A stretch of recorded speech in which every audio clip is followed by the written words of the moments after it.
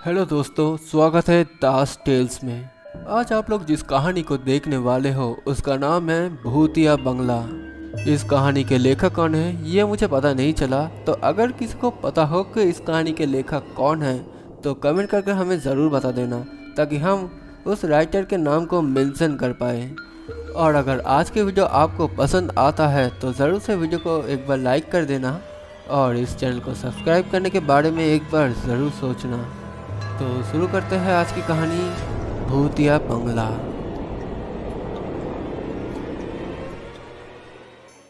सुबह 3 बजे आदित्य और स्वाति बस स्टॉप पर खड़े हुए थे।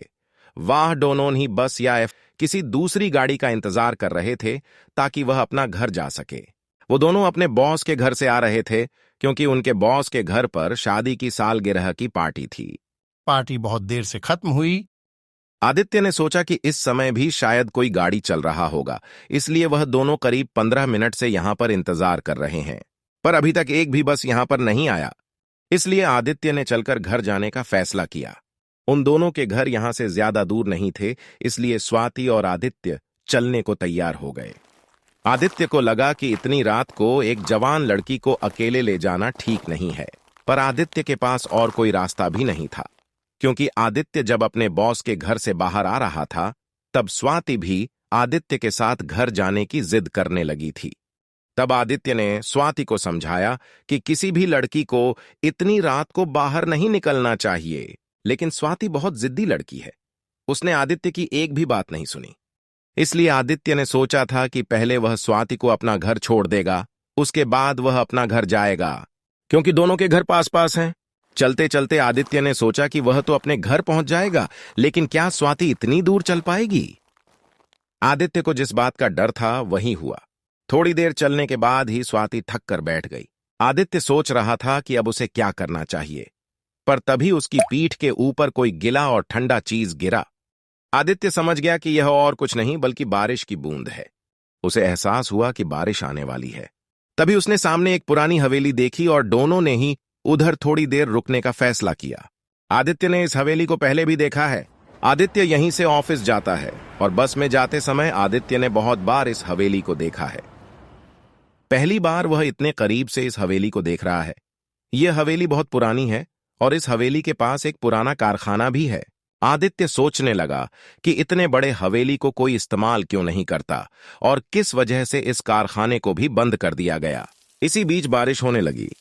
तभी स्वाति ने कहा, आदित्य देखो वहां कोई है। आदित्य जानता है कि स्वाति बहुत मजाकिया है, पर इस बार ही उसे ये मजाक बिल्कुल भी पसंद नहीं आया। क्या यह मजाक का समय है? नहीं, मैं मजाक नहीं कर रहा हूँ। देखो वहां कोई खड़ा है। आदित्य ने उधर देखा तो सचमुच कोई खड़ा था। यह देखकर वह थोड़ा डर भी गया, क्योंकि इतनी बरसात की रात में कोई इस तरह क्यों खड़ा होगा। उसने सोचा कि यह कोई चोर होगा। तू यहीं पर रुक, मैं देख कर आता हूं कि ये है कौन। नहीं, मुझे अकेला छोड़कर मत जा, मैं भी साथ में चलती हूँ। इस बार वे दोनों वहां गए, लेकिन वहां पहुंचने पर उन्हें पता चला कि वहां कोई नहीं है। इस बात से आदित्य को बहुत आश्चर्य हुआ, क्योंकि उन दोनों ने यहां किसी को देखा था, लेकिन अब यहां कोई नहीं है। अब स्वाति ने आदित्य का हाथ पकड़ लिया। धीरे धीरे स्वाति ने आदित्य का हाथ और कसकर पकड़ना शुरू कर दिया। अब आदित्य को दर्द होने लगा, इसलिए उसने स्वाति को उसका हाथ छोड़ देने के लिए बोला, पर स्वाति ने उसका हाथ नहीं छोड़ा। आदित्य की बात न मानकर स्वाति ने उसके हाथ को और जोर से दबाना शुरू कर दिया।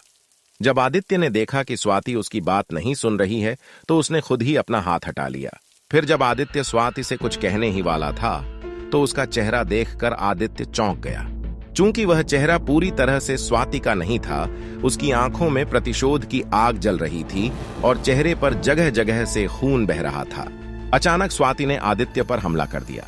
आदित्य को एहसास हुआ कि स्वाति की ताकत पहले से कई गुना बढ़ गई है।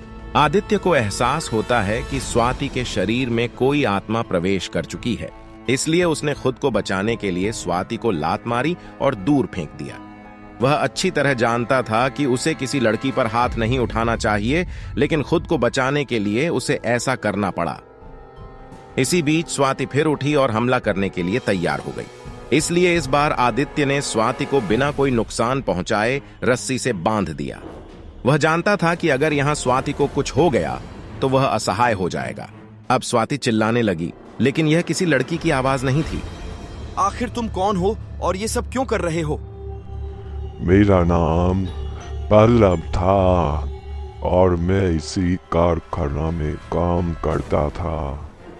कई सालों पहले जब मैं काम करता था तब एक दिन दो लोगों ने एक भारी चीज मेरे ऊपर फेंक दिया, जिसके नीचे दबकर मैं मर गया और किसी को इस बात का पता नहीं चला। सभी को लगा कि ये बस एक दुर्घटना है।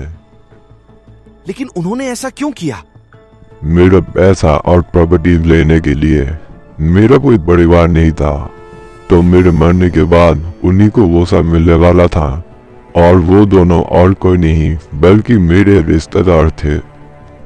मुझे इंसाफ चाहिए। कैसा इंसाफ चाहिए आपको? मुझे मारने के बाद उन लोगों ने मेरा सब कुछ ले लिया और आज भी आजाद घूम रहे हैं और मजे से अपनी जिंदगी जी रहे हैं। मुझे इंसाफ चाहिए। पर आप स्वाति के शरीर के अंदर क्यों गए? क्योंकि इस लड़की ने मेरे कब्र के ऊपर पैर रखा। उसने ऐसा जानबूझकर नहीं किया और शायद देखा भी नहीं। कृपया उसका शरीर छोड़ दें। नहीं, बिल्कुल भी नहीं। मैं इस लड़की को छोड़ने वाला नहीं। ठीक है, मैं आपसे वादा करता हूँ कि मैं आपको इंसाफ दिलाने में आपकी मदद करूंगा। मैं उन दोनों को पुलिस के हवाले कर दूंगा और सजा दूंगा, लेकिन इसके बदले तुम्हें स्वाति के शरीर को छोड़ना होगा। क्या सच में?